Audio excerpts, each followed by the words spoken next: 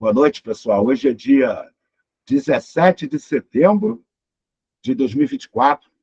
Nós vamos começar agora mais um encontro aberto do grupo de estudo Ecologia e Marxismo, né? E hoje contando, né, com essa figura, né, da educação ambiental brasileira, né, que eu conheci através de uma outra figura que está aqui também, que é o Pedro Aranha, né, o professor, né, Felipe.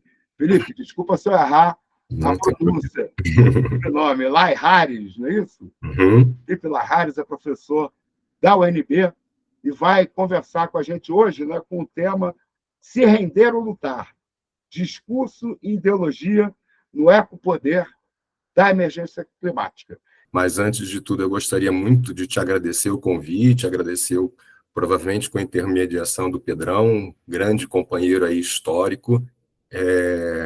Para quem estava aqui um pouquinho antes das 7 horas, deve ter ouvido o Pedrão falando de mim, mas talvez essa conversa hoje tenha muito da biografia do Pedrão aí presente, né? Que o Pedrão, na verdade, está sendo uma figura icônica, na minha perspectiva, né? O mais vanguarda que a gente pode imaginar, do que representa o tipo ideal de um sujeito ecológico que a gente tem hoje. Eu acho que o Pedrão está nessa batalha, ele está nesse caminho. Então, é quase que uma biografia, um elogio a esse grande amigo que está aí no Rio de Janeiro nos assistindo também. Queria saudar alguns colegas que eu estou revendo aqui, Leonardo Kaplan, um prazer de te ver aí também, espero que a gente ainda continue trocando muita coisa. Leonardo Kaplan é um dos nossos grandes nomes na educação ambiental crítica, que está produzindo muito conhecimento, está trabalhando muito forte com formação, que é um aspecto também bem importante, né? Uma formação voltada para a educação ambiental crítica, né? E, Renato, eu queria dizer que foi com muita alegria que isso, né, no início do ano, que de repente a gente lá olhando o Instagram se depara com um grupo de estudos, ecologia e marxismo, e isso me encheu de felicidade de ver aparecer uma proposta como essa, e que é tão coerente, porque quando a gente para pensar essa história toda, né, emergência climática, colapso ambiental, ecocatástrofe, antropoceno, ora, é a tal da ruptura metabólica aparecendo, nada menos do que isso, né? Então é muito coerente, né, a gente pensar num grupo de estudos que vão aprofundar essas conexões, ecologia e marxismo. Eu acho que a gente consegue olhar para muita coisa, para fazer uma análise mais precisa, mais cuidadosa, e, sobretudo, como você já colocou aí também, que eu acho que é um aspecto muito importante, as disputas dos projetos societários. Não dá para falar de qualquer coisa com relação à emergência climática sem correlacionar com sociedade, projetos de sociedade. Eu acho que isso talvez fique um pouco mais trabalhado aí, né? E aí, então, é isso. Eu tenho muito mais inquietações a compartilhar, talvez uma perspectiva, um olhar um pouco diferente daquele que a gente está habituado da ciência climática, a ciência climática formal que a gente conhece, mas aqui a gente pode trazer outros contornos, né, para fertilizar um pouquinho mais os nossos olhares, os nossos saberes e poderes, que eu acho que isso vai ser muito central, né, para, enfim, para fertilizar um pouquinho mais as reflexões que esse grupo em particular está desenvolvendo, né? Se render ou lutar, discurso e ideologia no ecopoder da emergência climática. Então, esse título já parte dessa provocação, né, que mostra um duplo caminho, duas possibilidades, né, se render ou lutar.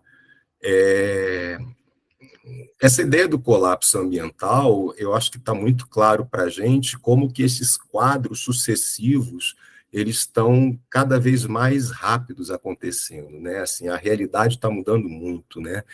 Cada vez mais o cotidiano da ecocatástrofe está presente, e isso talvez esteja até reconfigurando um pouco o nosso imaginário, quando a gente começa a pensar que talvez não dê mais tempo de frear, a batida vai ser inevitável, talvez esse imaginário tenha colocado a gente numa outra condição de abandonar a luta, porque agora o que importa é se proteger, uma política da sobrevivência.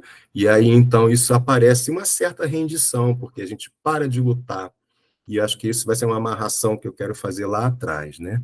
costurando, então, com toda essa perspectiva de discurso e ideologia que vão formatar as normas sociais, né, as regras de convívio na sociedade que a gente vive, que poder político, que ecopoder da emergência climática é esse que está conformando nossos imaginários, né? Então, Renato, por favor, o próximo. Então, a proposta dessa conversa é a gente fazer uma reflexão que agora vai ser baseada na perspectiva da ecologia política, como eu sinalei agora há pouco, né? Não vamos trazer dados aqui de ciência climática para montar o estado da arte de como é que estão aí os números, estatísticas e por aí vai, né? A ideia é a gente observar as relações de poder que estão presentes na dinâmica societária e no contexto da ecocatástrofe. Olhar relação de poder, como é que a gente vai ver, então, esse confronto dos poderes, né, que estão moldando um imaginário, que não é um imaginário simples, como a gente poderia imaginar, de uma conformação científica que plasmaria esse imaginário do que seja a ecocatástrofe, do que seja o fim do mundo, né? Então, quando a gente se propõe a entender ou observar as relações de poder, a gente está tentando investigar quais são esses saberes que estão em disputa pela conformação de um imaginário social do fim do mundo. Então, isso aqui é muito central da gente pensar. O imaginário do fim do mundo, que ideia que cada um de nós tem autonomamente e que ideia que a gente acaba absorvendo de uma estrutura societária que nos conforma a um determinado currículo, né? Vamos usar esse termo, pode ser um currículo formal ou informal, mas que nos conforma. A gente tem aí um trabalho, um processo, um conflito, saberes em disputa que estão tentando, né, configurar o nosso imaginário do fim de mundo. É importante a gente não perder de vista, né, dessa abordagem sociológica da ecologia política, que a compreensão de que a sociedade é um espaço contraditório de conflitos de interesses. Não é possível que a gente esteja apartado e ignore essa perspectiva, porque senão a gente pode cair numa visão muito ingênua da consciência ecológica livre, desimpedida, que seria uma naturalidade, né? O próximo, por favor. Então, o ponto de partida que a gente pode iniciar aí está ótimo. É que a partir do momento que a gente tem claro o estado de emergência climática, e isso aconteceu já nos primeiros anos, né, do século XXI, e esse estado de emergência climática vai inaugurar um novo campo social. Aí eu estou falando aqui da abordagem do Pierre Bourdieu, os campos sociais como espaços simbólicos de conflitos de poder, de interesses e tentando conquistar audiência, tentando formar opinião pública dentro desse campo social. Então, quando a gente começa a perceber que essas evidências dessa disruptura do clima, da anomalia do clima, estão cada vez mais presentes, a gente vê sendo inaugurado um campo social colapsista, que vem do colapso ambiental.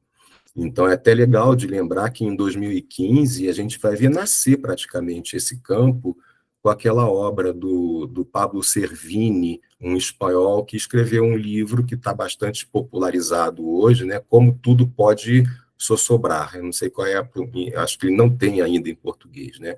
Então, ele vai inaugurar a ciência colapsista dali em diante, né? A gente tem, então, uma ciência interdisciplinar que está dentro desse campo social. O que acontece é que esse novo campo social, quando aparece o problema, quando esse acontecimento, emergência climática, se forma, a gente vai ver também uma nova ordem, uma ordem do discurso e uma nova prática social preenchendo esse campo de sentidos. E aí, então, a gente vai trazer, junto do Pierre Bourdieu, a contribuição do Michel Foucault e do Norman Fairclough, para a gente poder pensar numa análise crítica de discurso, que é essa exatamente, que combina esse sujeito que enuncia o discurso, mas que também pratica uma ação social coerente com aquela ordem do discurso. E ele está em sociedade, ele não está fora do debate do contexto societário. Então, esse campo social, quando ele aparece, ele já se constitui de origem com um sujeito ali presente. E é um sujeito que possui um discurso competente. O tal do ambientalista radical é esse sujeito que vai aparecer em primeiro nesse campo social colapsista, portador dessa dobradinha de um saber-poder, né, de uma ordem do discurso e de uma prática social muito coerente com o espírito do tempo desse campo social colapsista.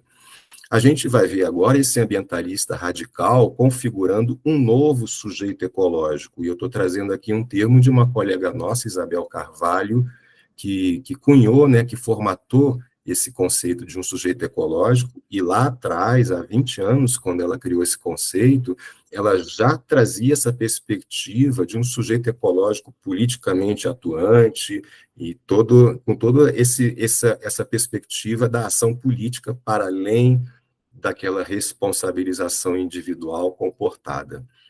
Mas o fato é que agora, com esse novo regime climático, a gente tem um novo ator como sujeito ecológico, portador de um saber indignado e um poder rebelde. Esse ambientalista radical, ele carrega a marca da desobediência, e isso aí é uma questão muito central para a gente poder trazer aqui para reflexão também, porque isso acaba sendo um dos grandes segredos das relações de poder. Obediência, desobediência, ganhar prestígio ou ser desqualificado. Então, tem todo um jogo de poder aí que vai caracterizar, né, vai deixar como uma marca muito forte essa ética da desobediência desse novo sujeito ecológico que se constitui com muita força a partir de 2015, sobretudo, quando a gente vê esse campo ficar bem explícito, né? Então, assim, o ambientalista radical, ele já aparece no campo social com muito prestígio e como esse sujeito ali que carrega um discurso competente por causa de uma história, por causa de uma trajetória que é importante a gente resgatar. Vamos resgatar aqui já já, mas aqui só sinalizando, né, que tem uma enunciação que chama os profetas do Apocalipse, vamos falar um pouquinho deles aí, mas que desde os anos 60, os profetas do Apocalipse já estavam olhando para uma perspectiva de um colapso ambiental. Desde os anos 60 se falava de uma crise ambiental vindoura no horizonte humano se o caminho da modernidade não fosse alterado. Então, o que a gente vê quando a crise se constitui, quando a emergência climática se constitui, é que, afinal de contas, os profetas do Apocalipse tinham razão. E isso é muito sério, né? Porque a gente está falando aqui da modernidade, e o Estatuto da Razão é um dos mais emblemáticos que tem, né? Então, a capacidade de previsão do colapso ambiental é o que confere legitimidade autêntica para o ambientalista radical. E aí, então, a gente vai ver uma nova relação de poder que pode se constituir, porque aqui aparece uma ameaça ao sistema, né? Esse ambientalista radical, ele é portador desse saber indignado que desafia a norma social da obediência servil. E a obediência é o principal instrumento de dominação que existe em sociedades estratificadas, sobretudo em sociedades marcadas pela desigualdade. A obediência servil é o que mais importa para se manter a coesão social. E aí aparece, então, um sujeito histórico marcado por uma razão da previsão acertada e que, com esse prestígio, ele está aí já para quebrar a ordem. System change, not climate change, né? Então, mude o clima, mude o sistema, e não o clima, passa a ser o slogan de referência para o ambientalismo radical. Esse saber indignado afronta o sujeito ecológico que a gente conhece normalmente, que é dócil e útil, né, para usar da formulação Foucaultiana, né, de sujeitos dóceis e úteis, que são totalmente obedientes e subservientes ao sistema. Então, é um saber-poder que é investido de uma potência de ação que pode interferir na prevenção do colapso ambiental.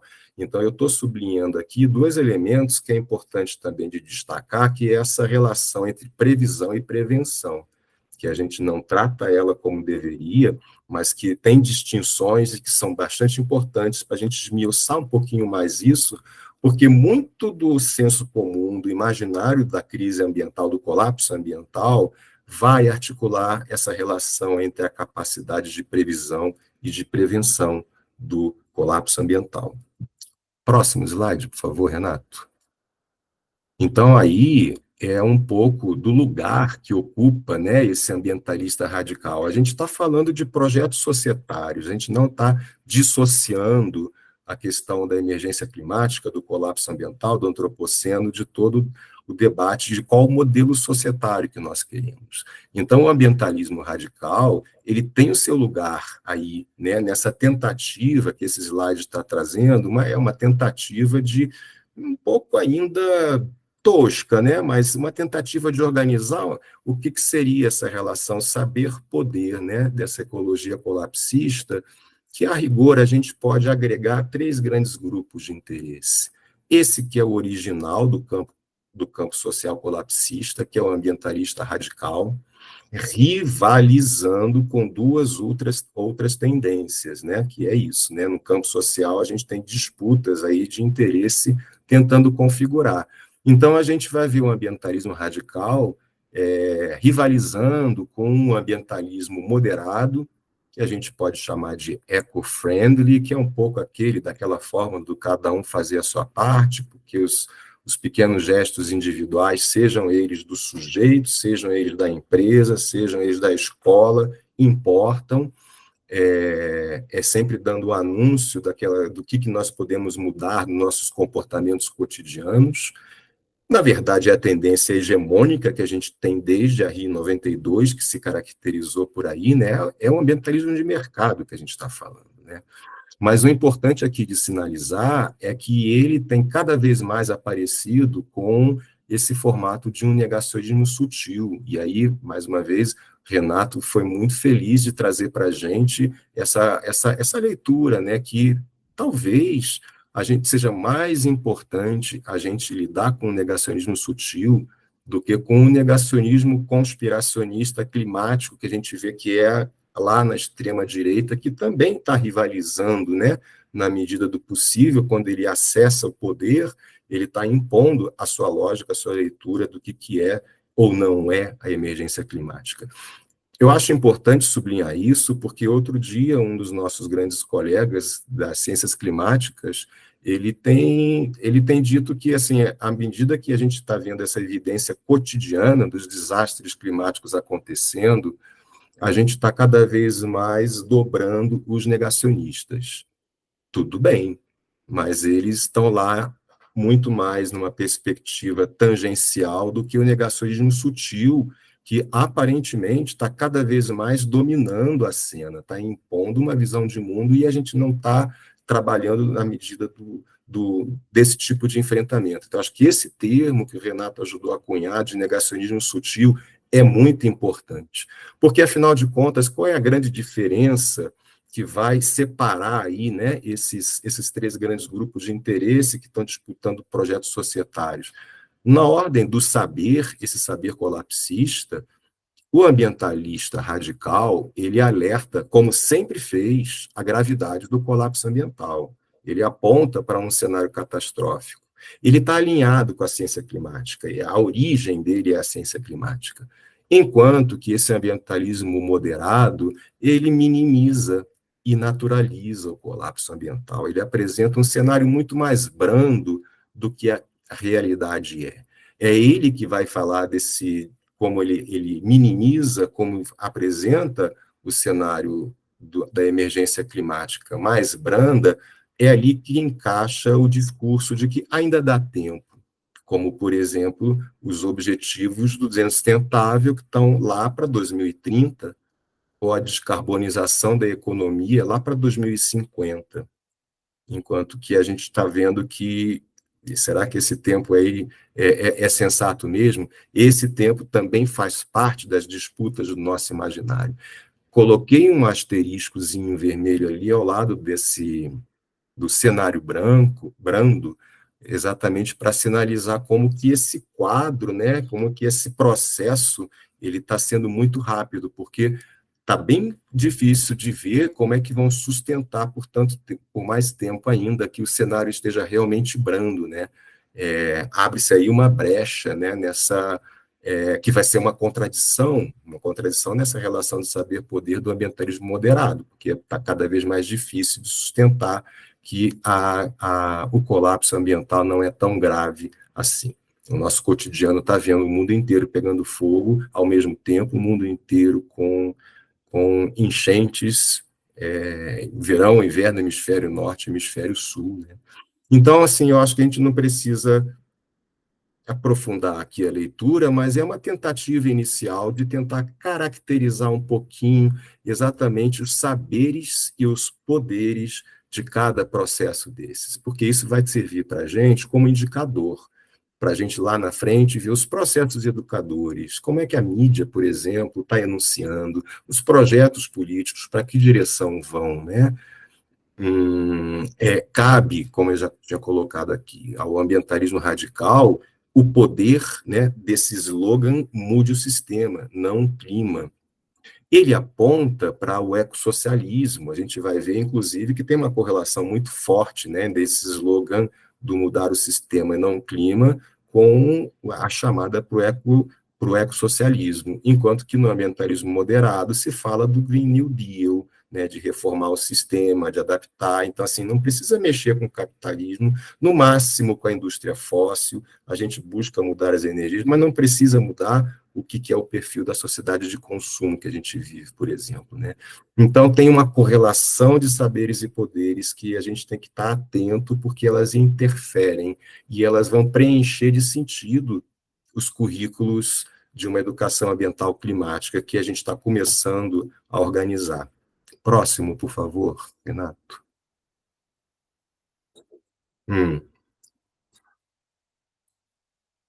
Albert Schweitzer. O Albert Schweitzer, ele, quando a Raquel Carlson escreveu aquele clássico do ambientalismo,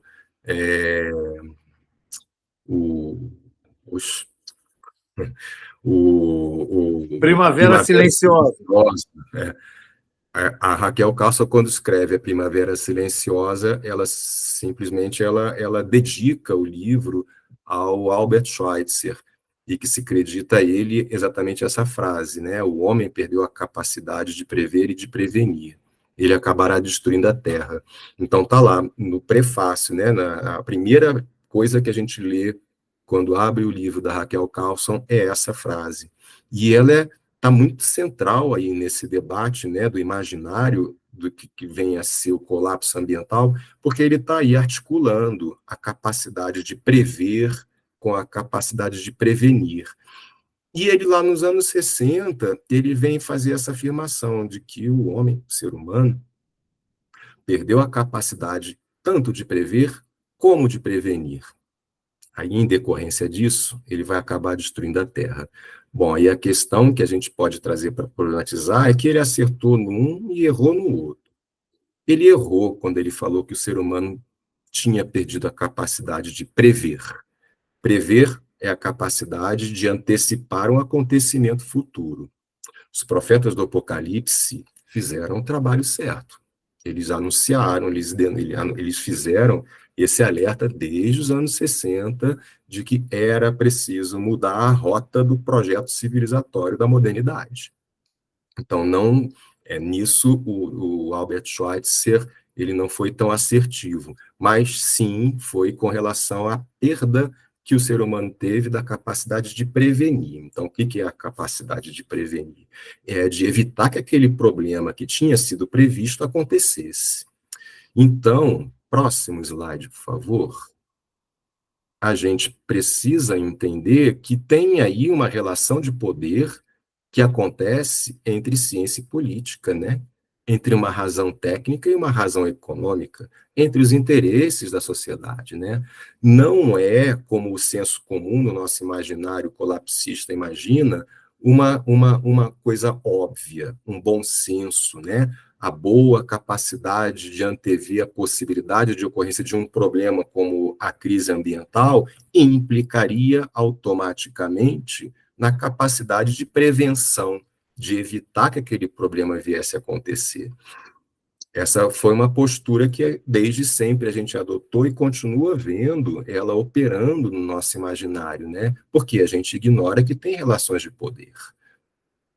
Não é porque a melhor capacidade de prever e que mostra que é que está acontecendo vai necessariamente implicar numa decisão política acertada, porque tem outros interesses que orientam, e é a razão econômica e não a razão técnica.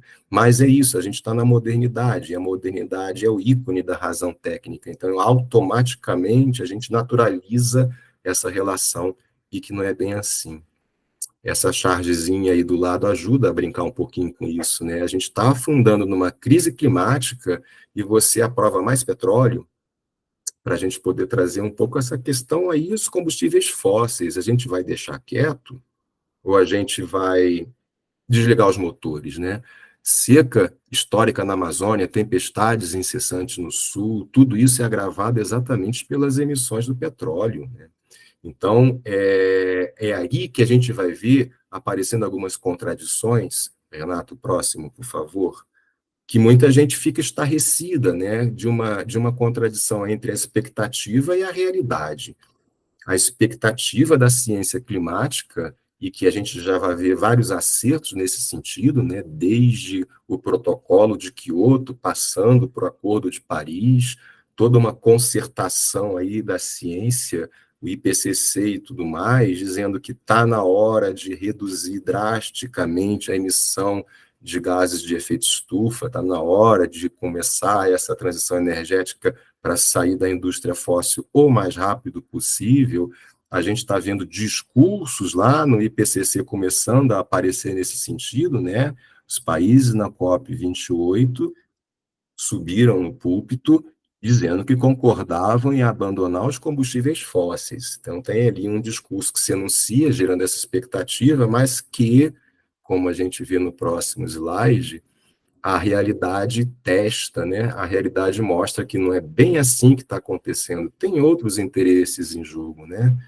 Então a gente vai ver que a gente continua com a mesma dose de investimentos na energia fóssil sem parar. Os países árabes tentando viciar os países africanos para poder ficarem cativos da energia do combustível fóssil, né, financiando toda a indústria automobilística na África, exatamente para poder colocar aí essa dependência entre quem produz e quem consome, né. Aqui, no caso brasileiro, a gente vai ver essas contradições aparecendo, lugares importantes de fala, como o Ministério de Minas e Energia e como a própria presidência da Petrobras, sinalizando que, ó, a gente tem outros interesses, tá? A gente não vai fazer exatamente como querem os ambientalistas radicais ou como diz a ciência climática. Está aqui o Alexandre Silveira, que disse há poucos meses que o Brasil deve explorar petróleo e gás até atingir o IDH dos países industrializados. Temos nosso direito, né? Até 2040, o país terá uma matriz praticamente limpa e renovável, o que não é sinônimo de abrir mão dos fósseis. Então, assim, tem ali um negacionismo que eu acho que isso nem é tão sutil assim, né? Mas que reconhece que tem algum problema, mas que não enfrenta com a solução equivalente àquela ruptura, né? E a presidente da Petrobras dizendo que a gente precisa ainda do petróleo, porque é ele que vai financiar a transição energética, apesar de várias vozes já terem se colocado, mas cadê os planos? Cadê os recursos? Cadê as metas? Cadê as equipes? Cadê tudo, né? Bom, então, próximo, por favor. A gente está vendo agora, eu acho que foi esses dias, né, a fala do professor Carlos Nobre, que também deu uma boa chacoalhada, dizendo que ele está apavorado. Ninguém previa isso, é muito rápido. Eu acho que aqui a gente está assistindo um corte nas narrativas, nessa relação entre previsão e precaução, previsão e prevenção, que é muito grande, porque ele está dizendo que agora sim perdemos a capacidade de previsão. E aí, né, na entrevista que ele deu aqui nessa reportagem, ele vai dizer que a ciência climática no mundo inteiro não previa uma aceleração tão intensa das mudanças climáticas como temos visto recentemente. Ninguém esperava que as temperaturas globais fossem explodir e ficar 1,5 graus mais quentes, né? Então ele vai dizer que o Acordo de Paris foi feito exatamente para evitar essa problemática como um todo, mas ele está sentindo de que a gente vai continuar nos próximos anos ali, na beira de 1,5 graus acima do que devia ser, e que pode aumentar ainda mais. Então, ele ainda conclui dizendo que pode ser tarde demais, e isso me apavora. Então, eu acho legal de sublinhar isso, né, não perder essa oportunidade. Puxa, será que não seria melhor que ele ficasse indignado, revoltado, porque o apavorar aí vai levar a gente para um outro signo que também está sendo muito disputado no campo colapsista, que tem uma tentativa de se associar àquele discurso catastrofista melhor informado com a disseminação das ecoansiedades, solastalgia, enfim, esses afetos tristes que desmobilizam as pessoas, né? Então, eu acho muito complicado uma pessoa desse porte, com essa influência como um todo, usar esse termo, de estar apavorado, porque ele desperta nada menos do que o afeto triste e ele simplesmente impede que isso dê a potência de ação daquilo que a gente chama da pedagogia da indignação freiriana, que o próprio Paulo Freire tem um livro, Pedagogia da Indignação, né? Preferia muito então ter visto que ele expressasse alguma revolta sobre essa situação e não pavor. Então, acho importante de sublinhar isso. Mas é importante sublinhar esse drama socioambiental que está acontecendo aqui, com essa fala que demarca um momento que a ciência climática está perdendo a capacidade de previsão. É isso, né? As instabilidades climáticas, a gente fica meio sem chão. E eu acho que isso chama muita atenção para uma coisa que talvez seja importante quando a gente pensa na construção das cidades resilientes e todo esse processo, que é na ausência agora da capacidade de previsão, fazer valer o princípio da precaução. Vamos resgatar esse princípio, né, que foi lá da Declaração do Rio, é o princípio 10 da Declaração do Rio, feito lá na Rio 92, né? Princípio da precaução. Então, assim, se a gente perdeu a capacidade de prever, então, meu amigo, o sinal amarelo, antes de tudo, é frear. Eu estou pensando alto muito em função de conselhos de meio ambiente, que muitos de nós atuam, e aqui no caso do DF, pelo menos, a gente tem uma realidade da indústria imobiliária que agora a gente está vendo alguns atores do campo ecologista colocando a importância do princípio da precaução para orientar o licenciamento do parcelamento do solo. Já não dá mais para ocupar o solo da forma que vinha sendo ocupada. O princípio da precaução tem que aparecer com mais evidência aí, né? Próximo, por favor, Renato. Então, só para a gente poder relembrar esse contexto sócio-histórico, né? A gente está aqui nesse período da modernidade tardia, quando vai aparecer a sociedade de risco, que ela se configura ali no final dos anos 50, mais ou menos, primeiro com a síndrome da hecatombe nuclear, né? Enfim, em decorrência da Guerra Fria e de toda a corrida armamentista que se viu, foi ali um primeiro momento que se inaugura a sociedade de risco, que vai ser caracterizada aí por esses três elementos, né? A disfuncionalidade do progresso, a desconfiança e imprevisibilidade da ciência e um futuro distópico do desenvolvimento. E logo depois, então, a gente viu um segundo passo aí dessa disfuncionalidade acontecendo, depois dessa síndrome da hecatombe nuclear, a ecocatástrofe. A gente começa a se dar conta que esse poder humano, de uma razão técnica que se funde com o interesse econômico, e que a gente chegou nesse momento da grande aceleração para o antropoceno, a gente entrou no signo da ecocatástrofe. Próximo, por favor. E aí, então, a gente vai inaugurar, né, ver surgir esse novo período da modernidade reflexiva, que é quando surge o ambientalismo, pelo menos o ambientalismo moderno, e que ele vai trazer essa marca civilizatória, por que não dizer, né, civilizatória para poder colocar a modernidade de volta num bom caminho, de recuperar os princípios da precaução e responsabilidade. Esse talvez seja a grande contribuição histórica, civilizatória que o ambientalismo tem para trazer. Gosto muito dessa fala aqui da Isabelle Stengers, quando ela fala no tempo das catástrofes, que quando o que está em jogo é chamado desenvolvimento ou crescimento, a determinação é principalmente de não ter cuidado. É tão simples, né? Mas é isso, né? A arte de cultivar o cuidado não foi um hábito da modernidade. A modernidade é descuidada. Por que eu gosto de sublinhar isso? Eu acho muito importante, porque isso vai mexer com esses sentidos de quem é esse ambientalista radical. Cara, um ambientalista radical é uma pessoa cuidadosa. A sua missão civilizatória é trazer o cuidado.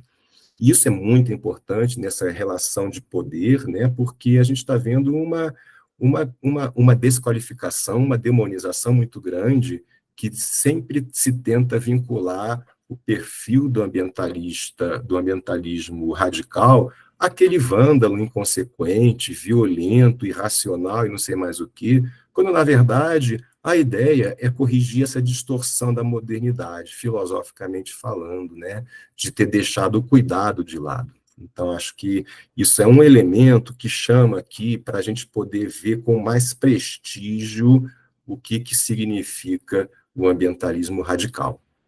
Por favor, Renato.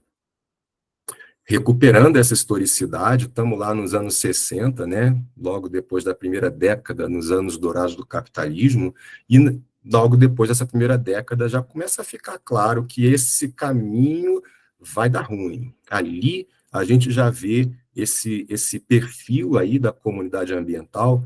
O John McCormick vai dizer isso no livro dele, um capítulo do livro dele ele dedica a esses profetas do Apocalipse, que é um grupo ali dos ecologistas desde os anos 60, que estão olhando para a dinâmica terrestre, que estão olhando para a biosfera, para o planeta como um todo. Não estão olhando para um problema aqui ou ali particular, localizado, pontual, né? E aí a gente vai ver toda uma literatura que emerge naquele sentido de alertar para um problema, alertar para uma catástrofe vindoura, no horizonte ainda. Não por acaso, lá nos anos 60, os anos 70, os anos 80, até os anos 90, o nome da coisa era crise ambiental. E agora a gente fala de colapso ambiental. Então, isso também é um elemento distintivo aí dessa mudança do tempo de lá para cá, como que a coisa escalou, como que o problema só ficou cada vez mais agudo. Mas pelos títulos dos livros fica aqui muito claro, né, qual é a tendência aqui, né, ecologia, caso de vida ou de morte, morte e sobrevivência na Terra, o fim da natureza, o próprio Limites do Crescimento, né, do Clube de Roma, é talvez um dos livros mais emblemáticos dessa literatura, né, o Jean Dorst, Antes que a Natureza Morra. Então, todos eles evocam essa coisa de uma pegada ecológica humana que pode chegar lá num momento dessa falha metabólica acontecer. Próximo, por favor. Aí a gente vê esse trabalho incessante dos profetas do Apocalipse, ali que vai nos anos 60, anos 70, anos 80.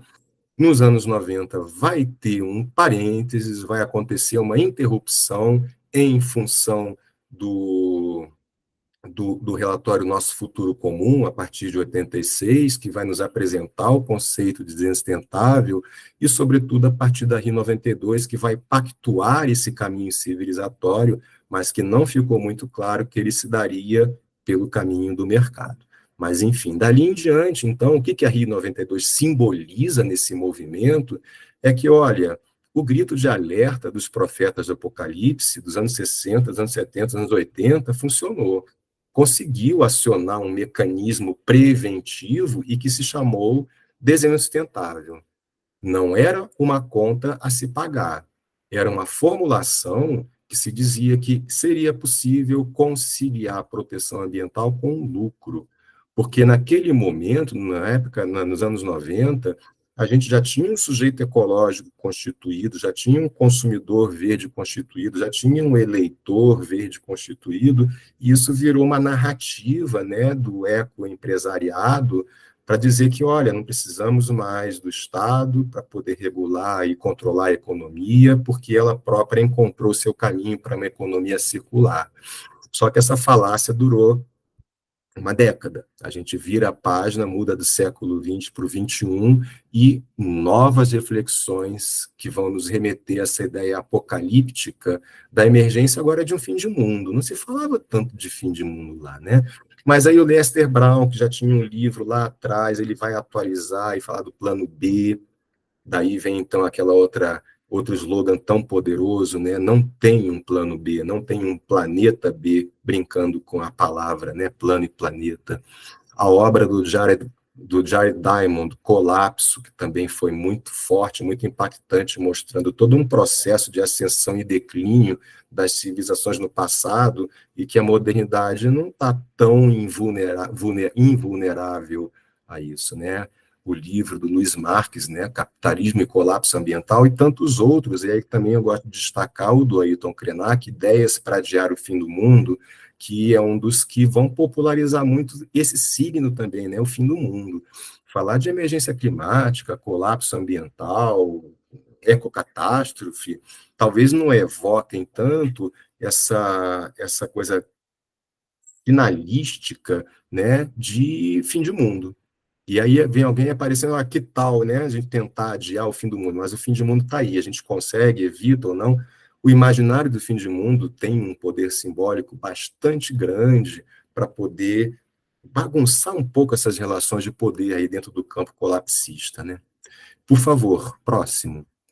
Então, para manter aí a coerência, e isso também serve para a gente como indicador do tempo presente do colapso ambiental estar instalado, que, ao contrário desse primeiro alerta dos profetas do Apocalipse, agora, nessa segunda onda, a gente vai ver todo um novo vocabulário se colocando, né? Tem toda uma nova nomenclatura que não existia antes. Até existia, como, por exemplo, o ecocídio, né? Mas ele foi ele ressurgiu agora, ele ficou engavetado durante muito tempo. Então, é colapso ambiental, sexta extinção em massa, ecoansiedade, dia da sobrecarga, fronteiras planetárias, plastiglomerados, que é essa fusão de rocha com plástico que está acontecendo em algumas regiões costeiras, né, inaugurando aí uma nova rocha, né? As ondas de calor, ecocídio, justiça climática, caos climático, pontos de não retorno, ecocatástrofe, antropoceno. Então, tem todo um novo vocabulário que se constitui nesse tempo da emergência climática, que ela está aqui no tempo presente. Todo esse vocabulário aqui também está em disputa, e para chamar mais a atenção dessa disputa, no próximo slide, por favor, a gente vai ver todos esses signos do que é antropoceno, não é? Porque, afinal de contas, tem alas aí que dizem que antropoceno coisa nenhuma, é capitaloceno, com todas as letras. Não dá para generalizar, não dá para dizer que quem mora lá na Papua Nova Guiné ou os inuites lá no Alasca carregam a mesma carga de responsabilidade daqueles que foram os artesãos, né, da sociedade de consumo, desse novo ciclo de acumulação do capital, né? Então, o próprio termo antropoceno é um termo que está sendo disputado nesse nosso imaginário para caracterizar o que vem a ser esse fim de mundo. E aí a gente vai ver essas reportagens, antropoceno, a ascensão dos humanos, genérica e abstratamente. Mas calma, vamos nos perguntar então, acompanhando essa investigação desses especialistas que estão discutindo se é ou não é antropoceno, eles já bateram o martelo sobre quando é que muda o Holoceno para o Antropoceno. Eles já chegaram a uma conclusão.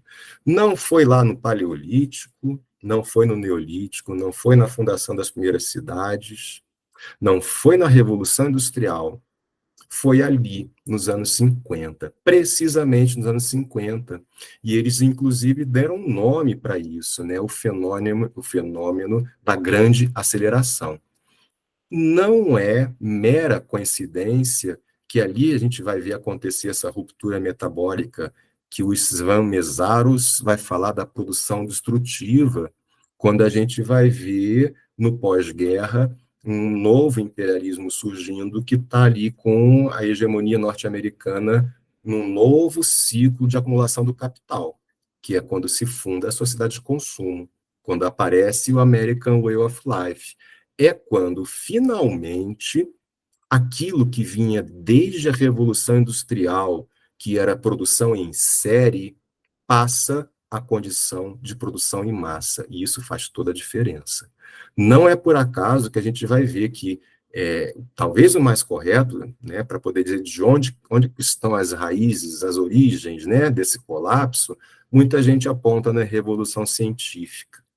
Mas a gente poderia dizer que começa lá, mas se conclui, se consolida, e a gota d'água, a ruptura vai acontecer de fato aqui, a partir dos anos 50, com uma produção em massa, que evidentemente uma produção em massa, como um novo ciclo de acumulação do capital, vai implicar em consumo de água em massa, em energia em massa, em recursos naturais em massa, em consumo em massa, em propaganda em massa, em lixo em massa, em destruição em massa. E isso caracteriza a sociedade de consumo. E aí, então, vem a gente de novo remetendo para a discussão de projeto de sociedade.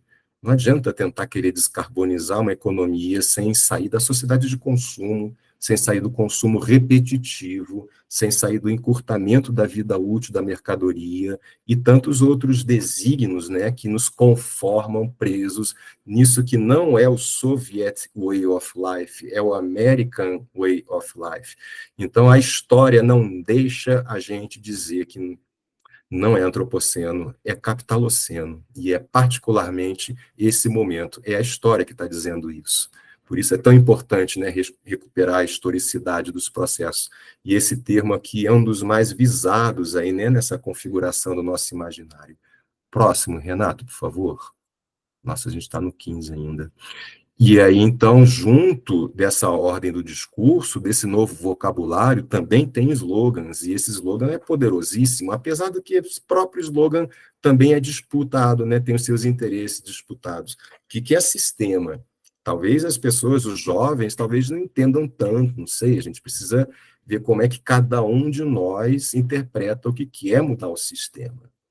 Qual é a mudança? A gente quer mudar o sistema, mudar alguma coisa no sistema, então os discursos, os saberes podem talvez levar para um outro caminho que não seja exatamente esse que essa imagem central está mostrando ali um cartaz em segundo plano. Depois desse central, mude o sistema, não o clima, o que a gente está lendo ali? Ecossocialismo ou extinção. Está junto. Mudar o sistema é sair desse ciclo de acumulação do capital que a gente vive hoje e construir uma outra sociedade, uma sociedade ecossocialista.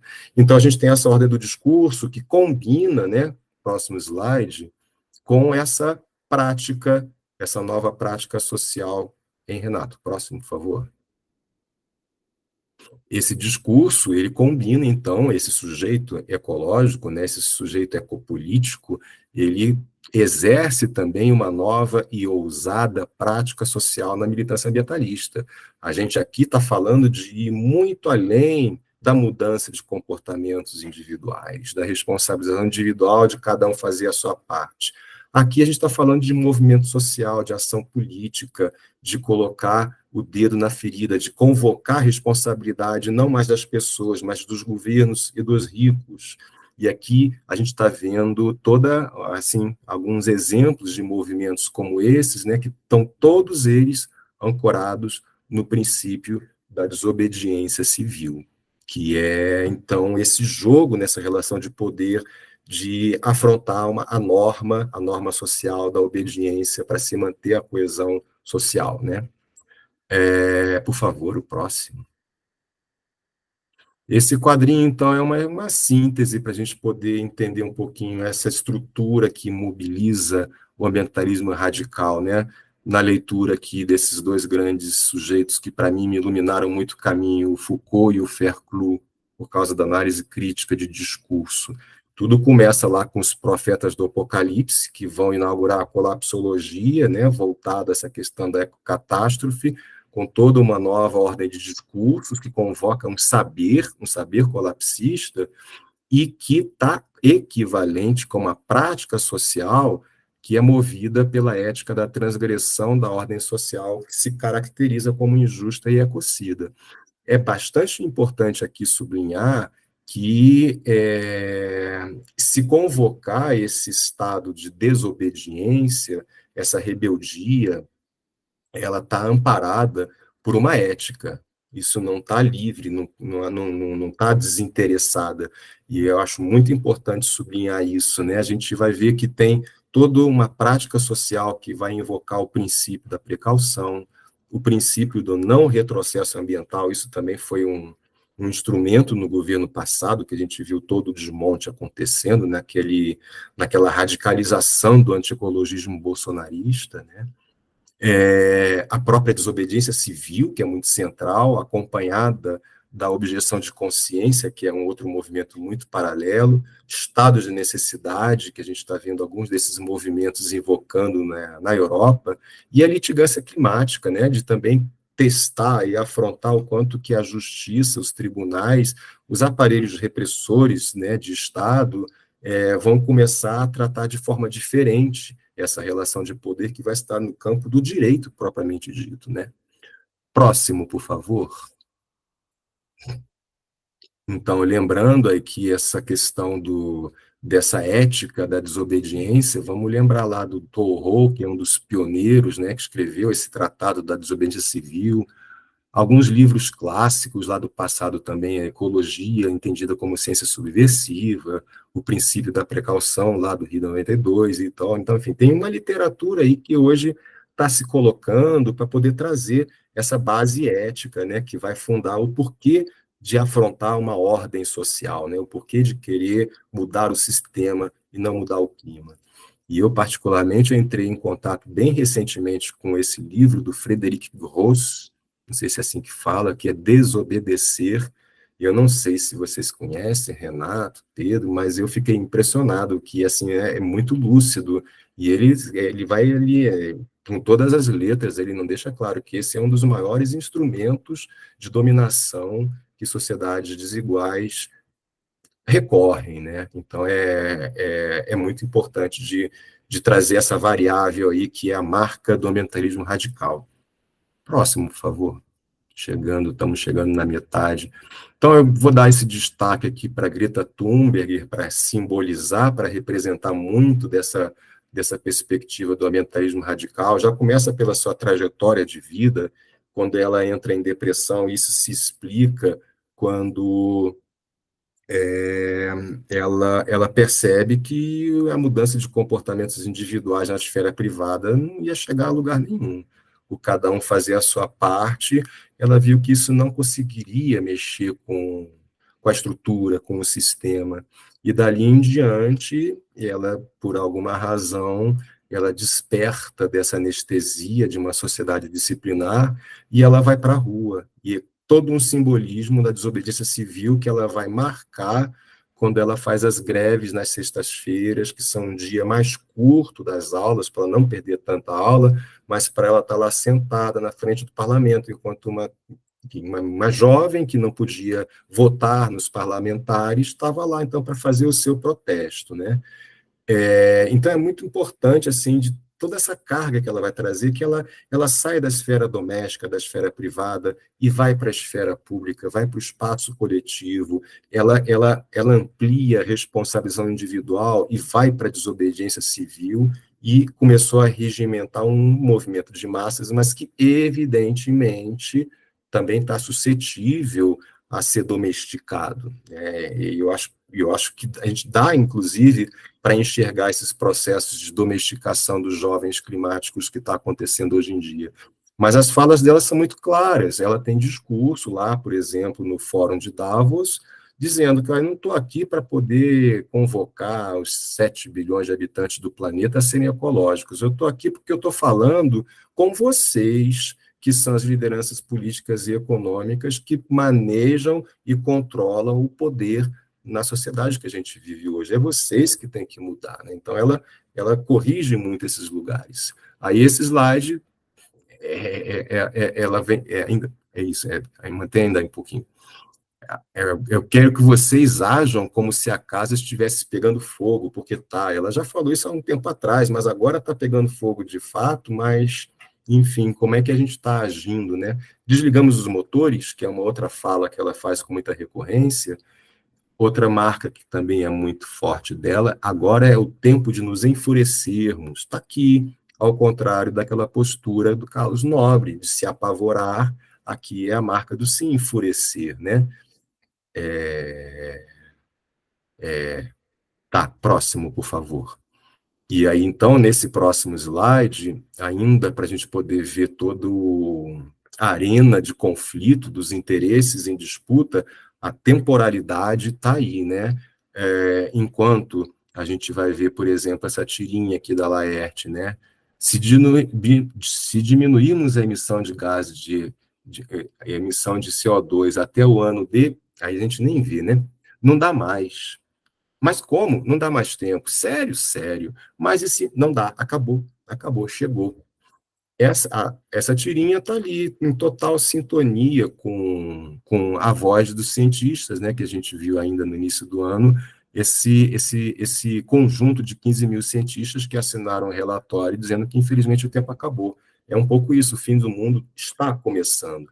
Está aqui o Luiz Marques para lembrar para a gente, esse fenômeno é um processo, ele não é um dia seguinte, não tem uma mudança assim, de estado, né, da noite para o dia. É um processo, e é um processo que já está começando. E é isso que vai jogar para aquela ideia do fim do mundo, que também é bem problemática para a gente trabalhar. Próximo, por favor.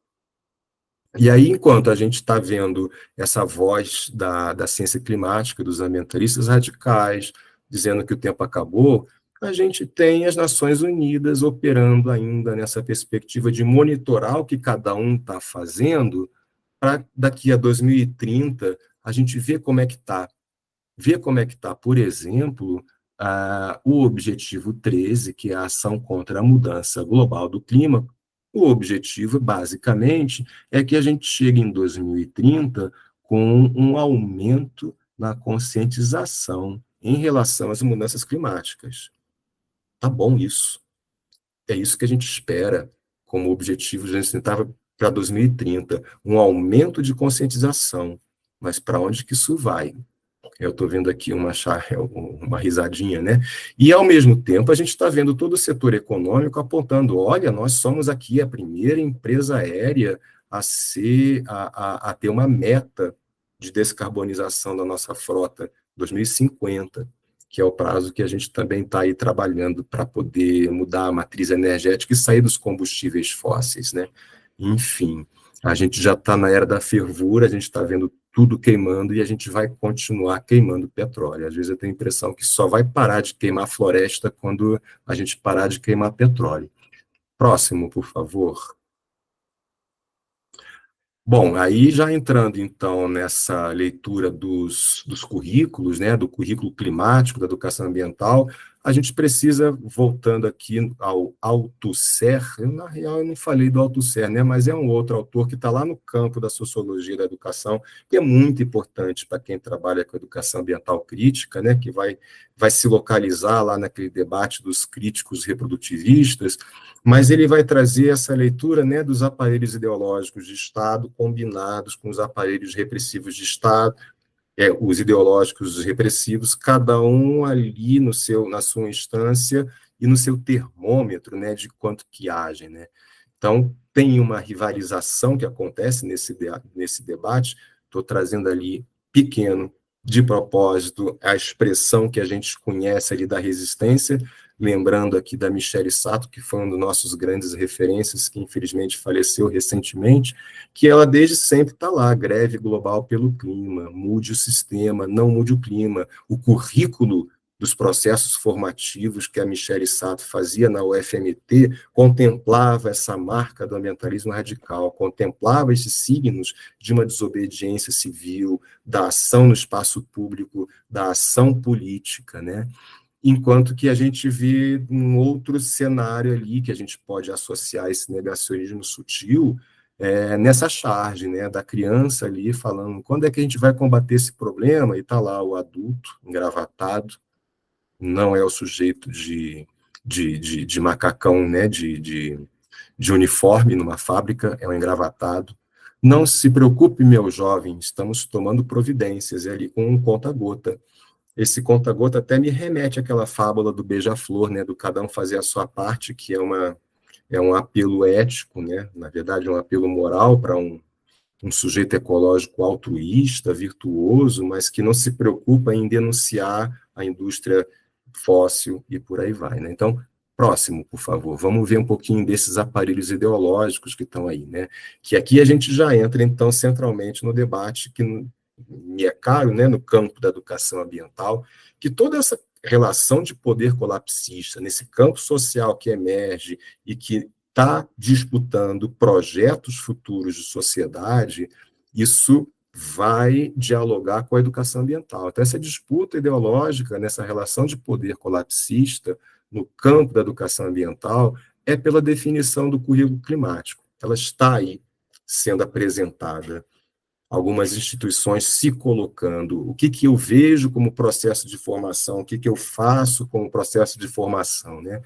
Lembrando que nós estamos no contexto da sociedade disciplinar, quando a ordem social vigente mantém o controle da narrativa e o domínio da audiência. Então, tem um saber-poder ali que é próprio, né? Tem essa condição de oferecer um currículo reprodutivista que ele só elimina o risco da subversão contra o sistema. Então, isso é um anteparo.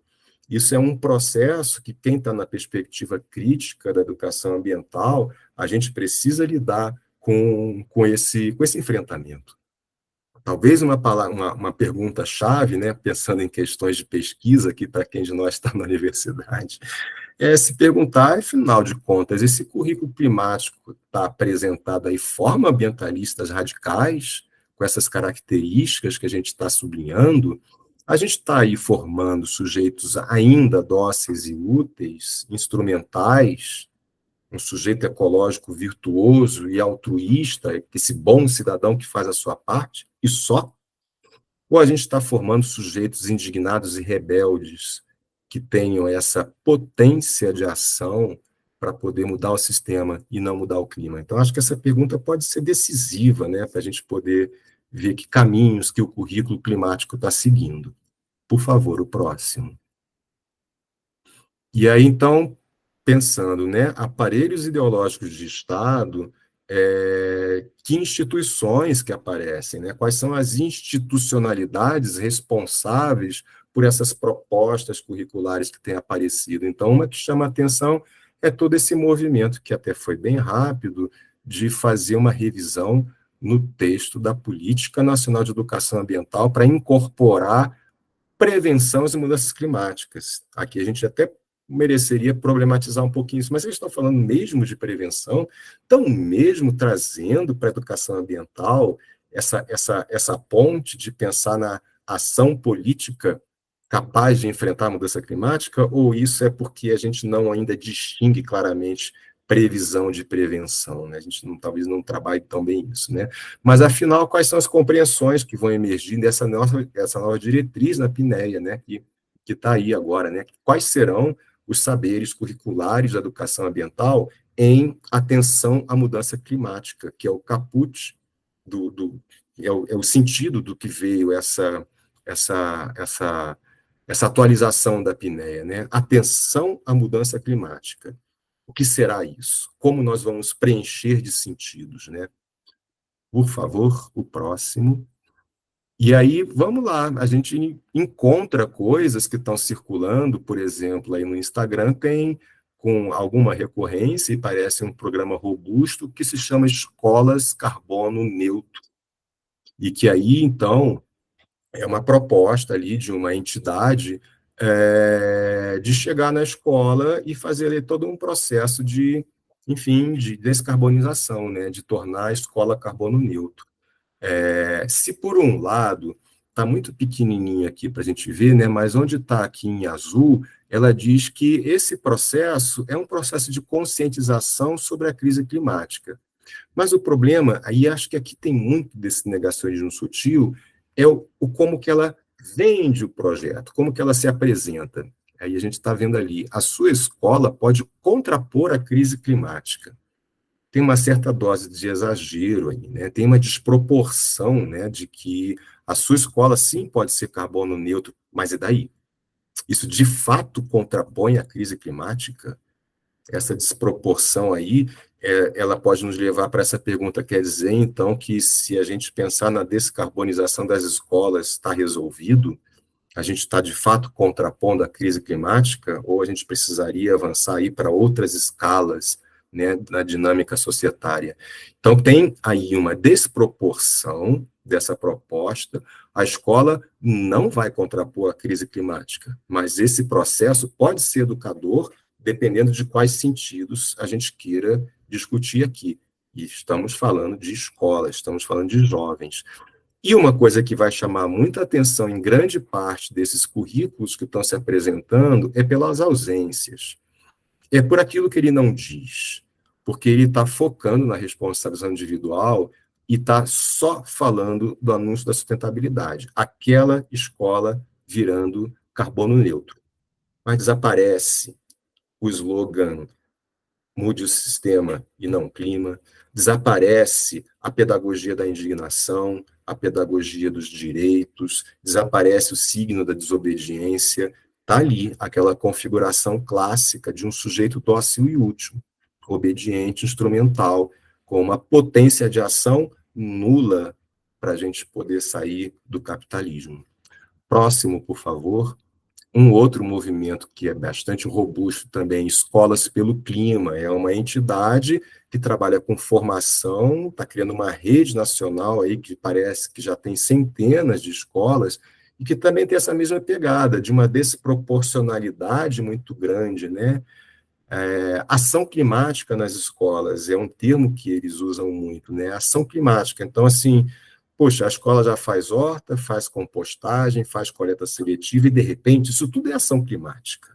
Então, ela está pasteurizando aquilo que era o natural de um desenvolvimento de uma escola verde, sustentável e por aí vai, e correlacionando, fazendo essas correlações espúrias totalmente desproporcionais, né? O que isso tem a ver com mudança?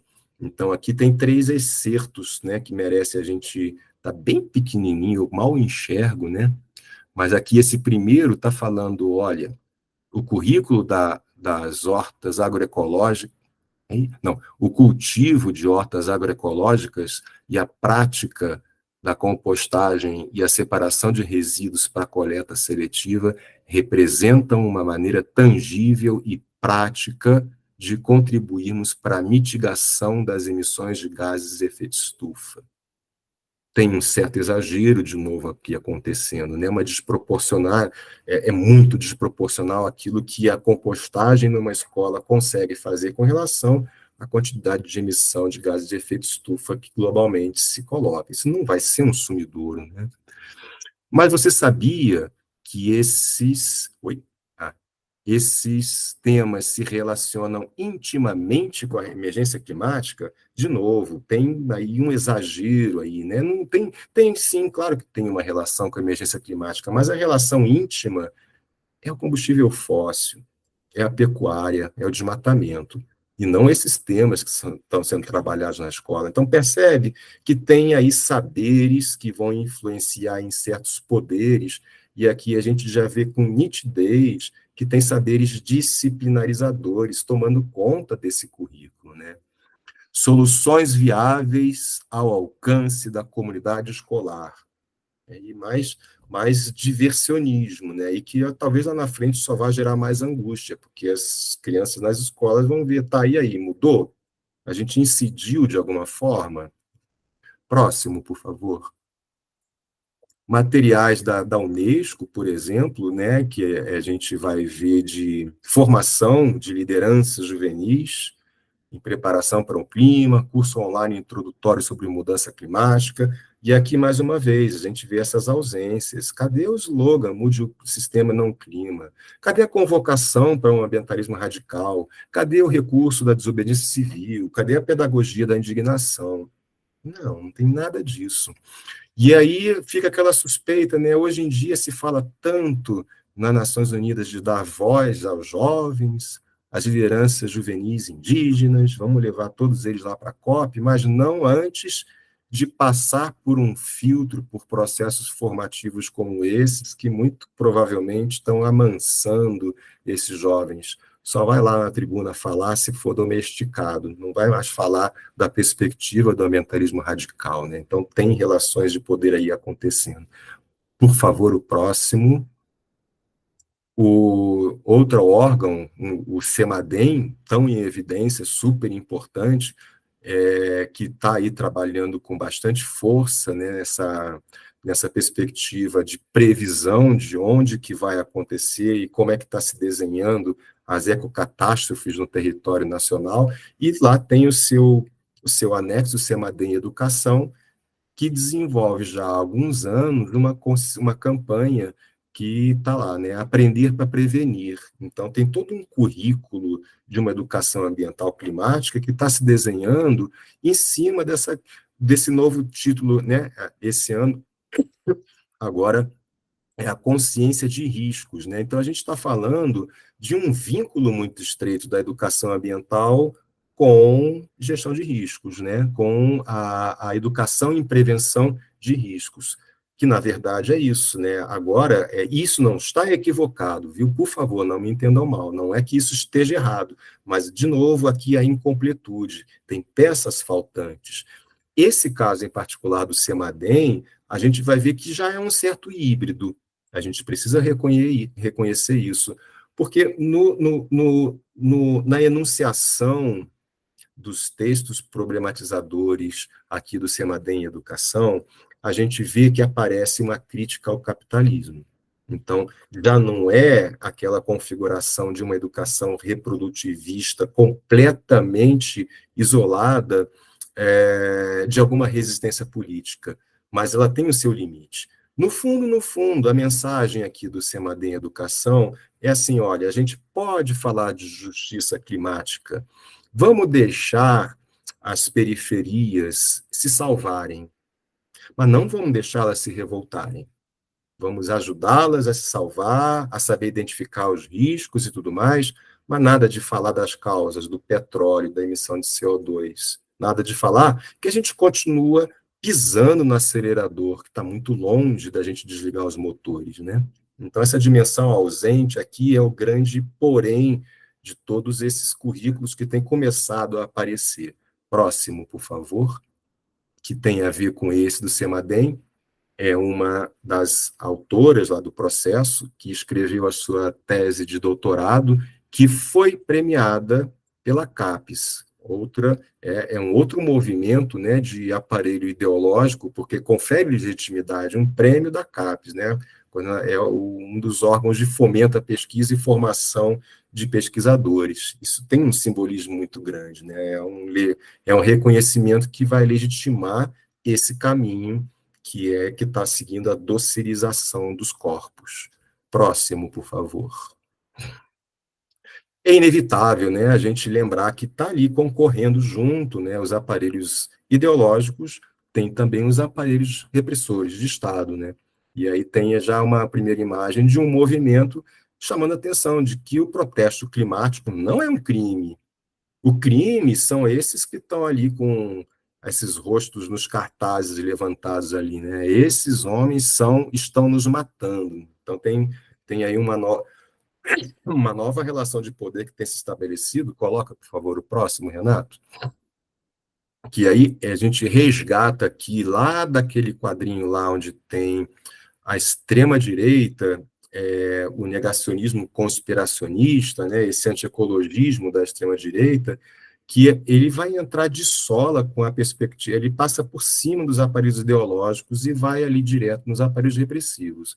Então, quando a gente vê eles no poder, a gente vê esse tipo de coisa. É a censura de materiais didáticos, é a censura dos debates sobre a questão climática nas escolas, porque eles sabem que, dependendo de como que se maneja esse saber-poder, isso pode promover o quê? Uma agenda ambiental radical. Palavras aqui desse próprio comissário republicano, lá no Texas, país produtor de petróleo, né? Então, assim, ali é um balão de ensaio muito importante para a gente poder acompanhar esses movimentos também. Próximo, por favor. Olhando um pouquinho lá para esses movimentos na Europa, grande parte deles estão lá, talvez não tenham um único ativista que já não tenha sido fichado, não tenha sido detido, não está com processo, e muitos estão já sendo condenados, né? E é aquilo, né? Interrompem a rotina pública, interrompem um aeroporto, interrompem uma rodovia, interrompem o funcionamento de uma universidade, e aí aparelho repressor de Estado coloca assim, olha, vocês estão perturbando a ordem pública. Não pode. E aí, pronto, vai para a cadeia, vai receber processo, condenação. Próximo, por favor. Esse ainda é o Climáximo, né? Um movimento em Portugal que, no ano passado, se não me engano, 11 ativistas começaram... Esse ano, foi o ano passado que eles fizeram uma intervenção, uma ação direta que bloquearam uma rodovia, e esse ano eles começaram a ser julgados por conta disso, né? E isso é muito interessante para a gente poder problematizar, né? Porque a gente está vendo agora grande parte da Europa tendo seus sistemas de transporte bloqueado por conta das inundações que está acontecendo na Europa Central. Então, assim, está fechando rodovia, está fechando ferrovia, está fechando aeroporto. Isso pode. Agora, as pessoas que denunciam esse estado de coisas vão presas. Então, ora bolas, né? São contradições aí bem importantes também para poder problematizar. Próximo, por favor. Eu entrei em contato agora essa semana, mas acho que isso tem pouco tempo, né? O fundador do Extinction Rebellion, ele foi condenado a 5 anos de prisão por um protesto na Inglaterra que eles bloquearam uma autoestrada. 15 anos, ou 5 anos, que ele vai ser preso por conta de um movimento pacífico. Isso é uma coisa que é importantíssima de situar, né? O ambientalismo radical não é equivalente de ecoterrorismo. O ambientalismo radical está inspirado enfim, em todo o pacifismo de uma forma geral, né? Toda a preparação que se faz, na maior parte desses grupos, eles treinam exatamente para não caírem nas provocações e não se levantarem e dar encadeirada em ninguém. Inevitável de falar disso agora, né? O próximo, por favor. Agirem de forma civilizada, protestando, mas de forma civilizada, né? E aí, assim, eu acho que foi agora também bem recente, esse Brad Adams falando por essa organização dos direitos climáticos, lembrando, os governos deviam considerar os manifestantes e ativistas como aliados na luta contra a mudança climática, e não como delinquentes. Tem uma relação de poder e é importantíssimo a gente não deixar isso ficar de lado, né? O ambientalismo radical, apesar de ter nascido como esse protagonista que tem um discurso competente dentro do campo social colapsista, ele já está com a sua imagem desqualificada, ele já está sofrendo esse processo todo de desqualificação, né? Então, faz parte desse movimento, né, do ambientalismo radical, se desfazer dessa imagem negativa que continua associando ele como vandalismo inconsequente. Isso não que interrompe a ordem pública, né? Essa charge aqui em cima deixa isso assim também com muita evidência, né? Ou a humanidade faz alguma coisa para parar as mudanças climáticas, vamos lá, né? Humanidade, tudo bem? Ou as mudanças climáticas continuarão fazendo coisas que podem parar a humanidade, que é o que está acontecendo. Então, não tem como deixar de problematizar essa contradição que mexe com esse discurso competente, com essa qualificação, né, esse fortalecimento de quem vem a ser o ambientalista radical. Próximo, por favor. E a gente já está se encaminhando para o final, lembrando, então, que a gente está aí diante dessa metáfora que merece ser problematizada do trem suicida. Próximo. Está aqui o nosso colega Michel Louis, um dos nossos grandes nomes que não deixam a peteca cair quando se fala de projeto societário, trazendo a obviedade do porquê pensar no ecossocialismo, mas ele vai caracterizar bem isso, né? Então, o que é ecossocialismo, ele vai deixar essa frase aqui para a gente. Nós somos passageiros de um trem suicida. Esse trem se chama civilização capitalista moderna. Ele está indo numa velocidade crescente, produção em massa, em direção ao abismo que se chama catástrofe climática. E aí vem. A nossa tarefa revolucionária é parar esse trem suicida e louco e mudar a sua direção. Percebe? Parar o trem e tirar esse maquinista, né? Mudar a sua direção. Próximo, por favor. E aí a gente está se deparando com, talvez, né, esse drama social do fim da utopia, quando a gente percebe que estamos diante do fim do mundo. O que isso significa? Quando a gente começa a perceber a presença desses desastres climáticos afetando aqui entre nós o Brasil, por exemplo, né, desde as inundações no Rio Grande do Sul, agora com os incêndios florestais em todos os biomas brasileiros, essa imagem de que realmente não vai dar mais tempo, o choque vai acontecer, né? Esse nosso trem vai se chocar, vai cair do precipício, então o que me resta? Eu abandono a luta, não faz mais sentido, porque agora eu preciso me proteger. Agora é a política da sobrevivência.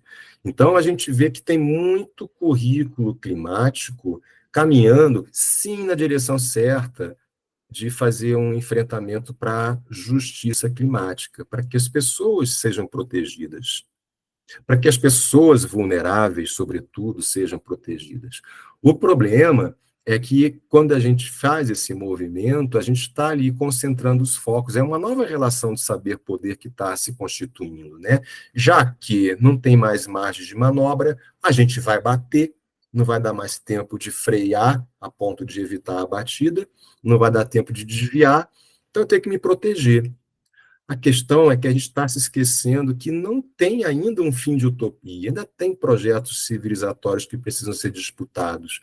A gente ainda pode escolher com qual velocidade a gente vai se chocar nessa parede.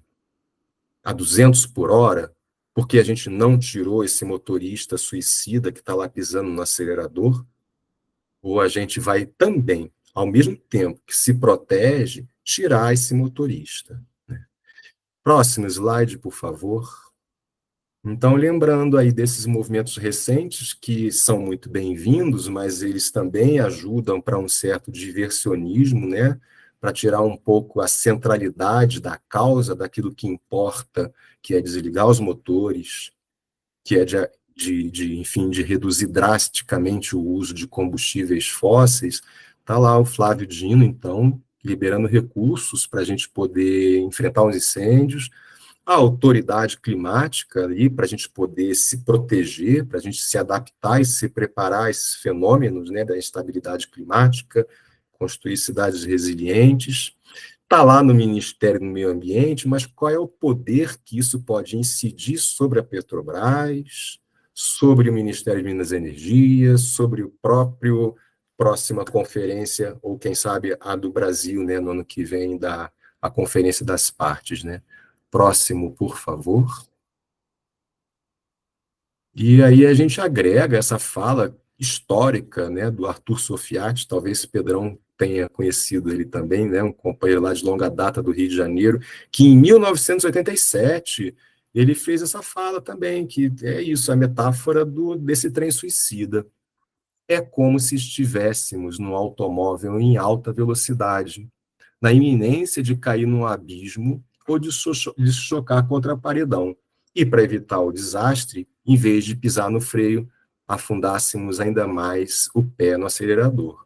Então, acho que essa é uma mensagem de fundo aí para a gente pensar, ó, esse currículo climático está formando ambientalistas radicais, esse currículo climático continua ainda preocupado com as causas, que é sair dessa sociedade capitalista de consumo, da modernidade, dessa indústria fóssil, né, de descarbonizar a economia, porque, afinal de contas, essa chargezinha aqui em cima, eu acho que ela brinca muito com esses sentidos, né? Que, enfim, a gente, quando anda de ônibus, sempre viu aquela plaquinha, né? Fale com o motorista somente o indispensável. Então, aqui, ó, a mensagem para o motorista é: desliga esse motor e sai da direção. O problema é que a gente sabe que esse motorista não vai desligar o motor, não vai sair da direção. A gente sabe que ele vai ter que ser arrancado à força, né? E aí, então, nada mais coerente do que uma pedagogia da indignação, uma ordem da rebeldia, é a desobediência civil que vai precisar ser colocada em questão, né? Então, acho que esse é um dos sentidos mais poderosos para se pensar a partir de uma educação ambiental crítica que tem essa vocação de discutir esse tipo de coisa. Próximo, por favor. E, por fim, sem esquecer o lugar da classe trabalhadora, né? Porque a gente não falou dela, até porque a gente não está vendo nem ela falar e ninguém falando com ela. A educação ambiental, toda ela que está falando de currículo climático, está falando ainda, de novo, com escola e com criança. A gente está infantilizando a questão climática, e isso é tão conveniente, né? Agora, onde que está a classe trabalhadora? Como é que ela está pensando? Qual é o seu saber-poder? Será que a classe trabalhadora da indústria do petróleo, por exemplo, ela está pensando da mesma forma que os patrões da indústria do petróleo? Não sei, mas parece. Não tenho certeza, não tenho conhecimento desse campo. O que eu sei é que eu não vejo, a gente não encontra, e seria muito bom de começar a ver, alguma iniciativa de educação ambiental climática dialogando com essa perspectiva. Talvez a única forma que a gente conhece e que já está um pouco no passado, mas tentando ali retomar de novo, é o trabalho que o professor Quintas fez no âmbito do IBAMA, um trabalho histórico de caracterizar a educação ambiental no licenciamento, e, sobretudo, no licenciamento do petróleo, que foi o primeiro caso ali de mostrar, olha, não dá mais para se fazer qualquer coisa nos programas de educação ambiental vinculados ao licenciamento. Tem diretrizes, tem princípios a serem oferecidos, e foi todo um processo ali que dialoga nessa direção da educação ambiental crítica, de participação social, de esfera pública, de ação coletiva, e, sobretudo, com um componente ali de educação ambiental para a classe trabalhadora, os trabalhadores ali daquele empreendimento. Esse é o único nicho, mas, para nossa sorte, está pronto. Tem lá todo o seu código, seus princípios, está ali, pronto para virar política pública. Vai depender dos interesses dos governantes, né? Acho que a Mônica está ali dizendo, a Mônica é uma das colegas aí que foi do IBAMA responsável por isso, depois a gente vai ouvir ela. Mas o próximo, então, para concluir, o nosso amigo Pedrão, que eu acho que Pedrão deve ter se identificado de início ao fim. Você está falando de mim, né? E é isso, né? Levantando a bandeira, esse nosso ícone que sabe muito bem que a gente tem que fazer essa manifestação, enfim, tem que fazer esse movimento de ir para a rua, de protesto, de ação coletiva, enfim, porque não tem planeta B. E, Pedrão, então, muito obrigado pelo cuidado, porque você é inspirador. Gente, então é isso. Espero que eu tenha trazido inquietações, não sei se inquietações, né, mas provocações aí para a gente poder, pelo menos quem está na educação ambiental, não sei como é que é um pouco do perfil aí do grupo, né, não tem obviedades, não tem um currículo climático automático que se desenha. Tem uma relação de poder que acontece e que a gente talvez não esteja nem disputando, né? Obrigado, Renato. Obrigado, pessoal.